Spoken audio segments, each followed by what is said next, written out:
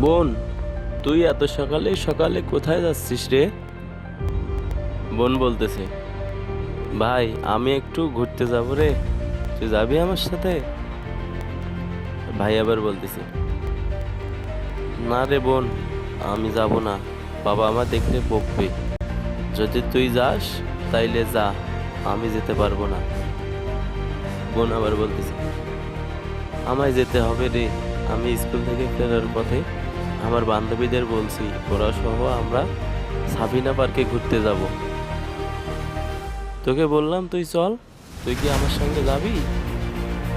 ভাই বলতেছে, না আমি যাব না, আমার মা বকবে।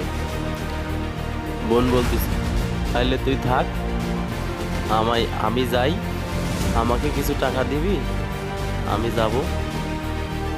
ভাই বলতেছে, আমি টাকা কই পাবো? টিফিন ফাঁকি দিয়ে 10 টাকা জোগাড় করে রাখছি, ওইটা আমার লাগবে, আমি টাকা দিতে পারবো না।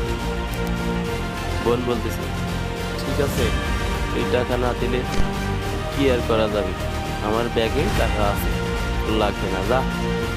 ভাই বলতেছে, যা, তুই তো 1 নাম্বার ভেজালি মেয়ে, তুই যা, আমার মুখের সামনে থেকে চলে যা।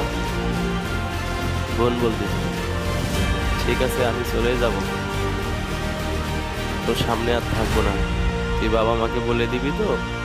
যা দে গিয়ে, বাবা মা আমাকে কিছুই বলবে না, আমি মাকে বলে রাখছি আমার পড়ালেখা সব কমপ্লিট করে রাখছি, হোমওয়ার্ক সব করছি, আমাকে বাবা মা কিছুই বলবে না। ভাই বলতেছে, ওরে চালাক তুই, ওই জন্যে বলি তুই আগে আগে পড়ালেখা রেডি করে ঘুরতে যাচ্ছিস, আর আমার এখনো হোমওয়ার্কটাই শেষ হয় নাই, আমি কেমনে ঘুরতে যাব? আচ্ছা ঠিক আছে যা। বোন বলতেছে, আচ্ছা ঠিক আছে, ধন্যবাদ সবাই।